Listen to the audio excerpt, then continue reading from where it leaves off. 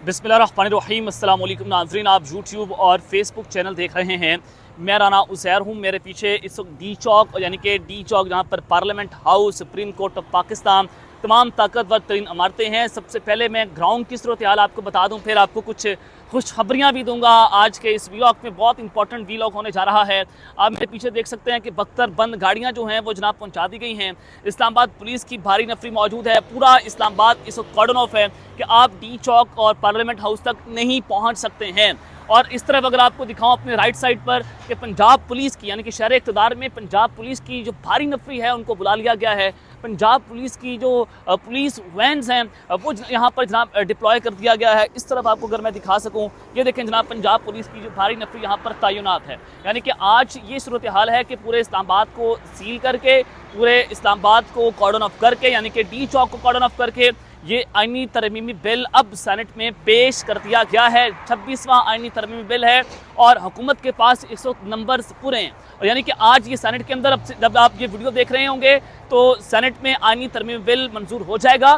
और unfortunate story ये है कि इस वक्त जो मामलात हैं कि जनाब हुकूमत जो है वो अपने पाकिस्तान तहरीक इंसाफ जो है वो अपने नंबर पूरे करने में नाकाम रही है। पीटीआई वाले अपने सेनेटर्स पूरे करने में नाकाम रहे। यानी कि ये एक फिक्स मैच के तौर पर खेला जा रहा था।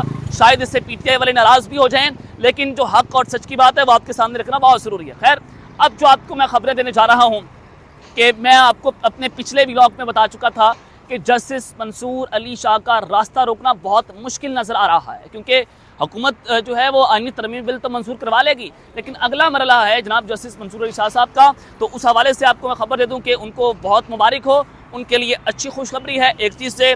दूसरी जानिब आईनी तरमीम पर हुकूमत पर जनाब आज कहर नाजिल हो चुका है।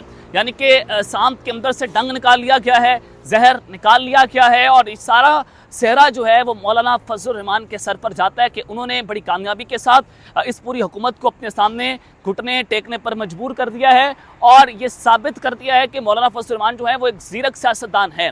अब जनाब मैं आपको जो खबर देता हूँ कि आईनी तरमीम बिल, 26वां आईनी तरमीम बिल काबीना ने मंजूर किया। फिर खबर आई, जूनियर न्यूज़ के ज़राए ने बताया कि ये वो आईनी तरमीम बिल है जो 54 सफ़ात पर मुश्तमिल है, जिसमें आर्टिकल 8 आईनी जो फौजी अदालतों के मामले पर उनका क़याम और फेडरल कॉन्स्टिट्यूशन कोर्ट्स की बात हुई। लेकिन फिर यह भी बताया गया कि नहीं, मौलाना फजल रहमान का ही आईनी मसवदा मंजूर किया जाएगा। सेनेटर कामरान मुर्तज़ा ने कहा कि अगर आज हम वोट नहीं कास्ट करते तो हुकूमत के पास ऑल्टरनेटिव 3 आईनी ड्राफ्ट हैं मौजूद हैं। हुकूमत कोई भी आईनी ड्राफ्ट जो है वो जनाब उसको पेश करके उसको कामयाब कर देगी। तो जनाब अब जो सूरत हाल है कि पाकिस्तान तहरीक इंसाफ आज ऐवान में तो ज़रूर गई है, लेकिन वो वोट कास्ट नहीं करेंगे। वो कह रहे हैं कि हम इन चेहरों को एक्सपोज करेंगे, हम इनके चेहरों से नकाब उतारेंगे, हम इस असम्बली को लेजिटिमेट नहीं मानते तो लिहाजा हम वोट कास्ट नहीं कर सकते। ये जाली असम्बली है, आईनी तरमीम बिल मंजूर नहीं कर सकती। मौलाना फजल रहमान साहब की जमात फंस गई थी। वो अगर वोट ना कास्ट करते तो हुकूमत ख़तरनाक तरीन बिल को मंजूर करवा सकती थी। तो मौलाना फजल रहमान की जमात को वोट कास्ट करना पड़ा है, जो कि एक खुशाइंद अमल है कि ये खुशखबरी भी है कि वही मसवदा मंजूर हुआ है जो मौलाना फजल रहमान साहब बात कर रहे थे। अब दूसरी जानिब अब पाकिस्तान तहरीक इंसाफ और मौलाना फजल रहमान ने अब से कुछ देर पहले एक प्रेस कॉन्फ्रेंस भी की। उन्होंने कहा कि हम बैरिस्टर गौहर ने कहा कि हम इनका शुक्रिया अदा करते हैं, ये बड़ी कामयाबी के साथ मौलाना फजल रहमान साहब ने ये सारा काम जो है वो कर लिया है। तो अब जनाब जो सूरत हाल आपको मैंने रेड जोन की बता दी है, इस्लामाबाद की बता दी है कि बख्तर बंद गाड़ियाँ हैं, रेड जोन रेड अलर्ट है, सिक्योरिटी टाइट है। जनाब डी चौक मुकम्मल तौर पर जो है वो सब कार्डन ऑफ है, अब वहाँ पर जा नहीं सकते। अब पार्लियामेंट तक बहुत मुश्किल होता चला जा रहा है। अब खैर आईनी तरमीम बिल के क्या कुछ हो सकता है। जनाब वफाकी वज़ीर है मुसद्दिक मलिक साहब, वो कह रहे हैं कि वज़ीर आज़म को अब घर भेजने का सिलसिला ख़त्म हो जाएगा। यानी कि जो अदालतों से वज़ीर आज़म को नाअहल किया जाता था एक सिलसिला, तो वह ख़त्म हो जाएगा। दूसरी जानिब वफाकी वज़ीर कानून आज़म नज़ीर तारड़ साहब क्या कहते हैं, वो कहते हैं कि हल्फ के मुताबिक काम करने वाले जजेस तकर्री के मनाजिल तय करेंगे। माजी में शिकायत दे रही हैं कि जजेस के काम करने में लगन में कमी आई है, जुडिशरी को अच्छी तनख्वाह दी जाती है कि वो अच्छा काम कर सकें। अब मुसवदा क्या है, एक तो जनाब जो हाई कोर्ट्स के जजेस हैं उनकी कारकर्दगी का जायजा लिया जाएगा।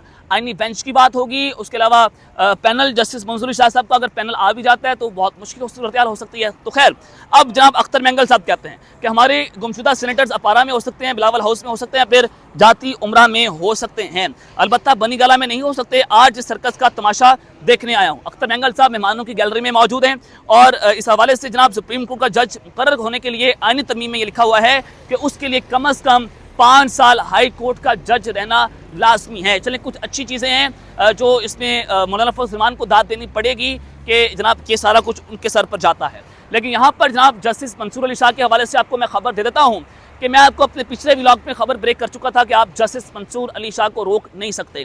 जजेस ने मुशावरत मुकम्मल कर ली। जजेस इनकलेव में बहुत कोशिशें थी कि जनाब जस्टिस जायशा अफरीदी को हम ले आएँ, लेकिन सारा कुछ नहीं हो सका। फिर 3 जजेस के पैनल की बात हुई कि जस्टिस मंसूर अली शाह को बाईपास करके हम जस्टिस जायशा अफरीदी को ले आते हैं। फिर 8 जजेस, फिर बहुत सारे जजेस की मुशावरत, उन्होंने कहा कि अगर ऐसा होता है तो फिर वो जस्टिस मंसूर अली शाह साहब 26 अक्टूबर को सुप्रीम कोर्ट की इमारत में अपना हल्फ जो है वो उठा सकते हैं, क्योंकि मेजॉरिटी उनके साथ मौजूद थी।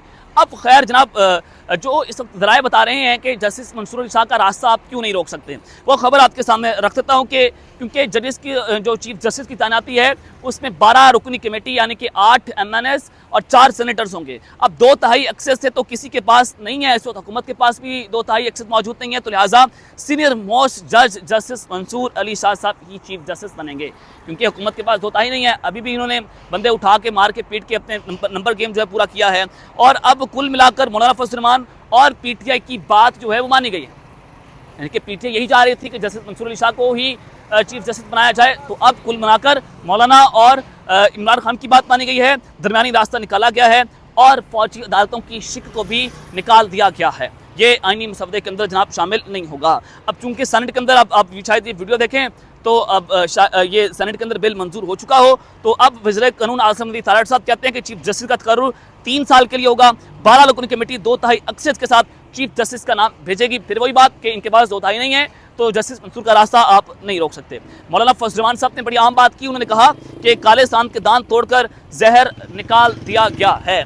अब यहाँ पर अगर आप ये देखें कि PTI अपने सेनेटर्स बचाने में नाकाम रही, PTI जो है अपने MNS बचाने में नाकाम रही, तकरीबन 11 मेंबरान कौमी असम्बली वो जनाब गायब, 3 से 4 सेनेटर्स इनके गायब। तो ये आप PTI की ग्राउंड पर सूरत हाल देखें तो इमरान खान साहब अकेला जो है वो जेल के अंदर तो लड़ रहे हैं। इमरान खान साहब ने बार बार एहतजाज की कॉल की, उन्होंने कहा कि मैं जनाब यहाँ पर जेल के अंदर मेरे सेल की बिजली बंद है, मैं यहाँ पर कौम की आज़ादी की जंग लड़ रहा हूँ और आप बाहर अयशियाँ कर रहे हैं। तो अब यहाँ पर इमरान खान साहब के लिए भी कुछ ना कुछ दरमियानी रास्ता निकला है और पाकिस्तान तहरीक इंसाफ ने वोट नहीं दिया, लेकिन ये आईनी मसवदा जो है वो पाकिस्तान तहरीक इंसाफ का ही है, ये आईनी मसवदा मौलाना फजल रहमान साहब का ही है। और ये जीत जो है वो अल्टीमेटली हुकूमत की नहीं जीत नहीं है, बल्कि ये जीत अपोजिशन इत्तेहाद की है। और अगर ऐसा हो जाता, अगर आईनी जो फौजी अदालतें हैं उनका क़याम होता तो सारा कुछ होता, तो फिर डेफिनेटली पाकिस्तान तहरीक इंसाफ जो है वो महमूद खान अचरज़ई के पास जाती, तहरीक तहफ़्फ़ुज़ आइन के प्लेटफॉर्म से पूरे मुल्क में एहतजाज शुरू होते, वकला बाहर निकलते, वकला बहुत गुस्से के अंदर थे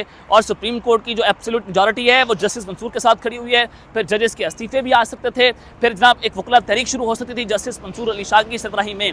तो यहाँ पर फिर हुकूमत को खौफ आया कि अगर हम ऐसा करते हैं, अगर हम ऐसी वारदात डालते हैं तो कहीं ये हमें बैकफायर ना कर जाए। तो अब यहाँ पर दरमियानी रास्ता निकाला गया और ये जीत अल्टीमेटली मौलाना फजल रहमान और PTI की हुई है। तो ये तफसीलात जो मैंने आपके सामने रखनी है। अब तक के लिए इतना ही, अपना ख्याल रखिएगा और इस रंगा अपने लाजमी है लगना है। अल्लाह के बाद पाकिस्तान जिंदाबाद।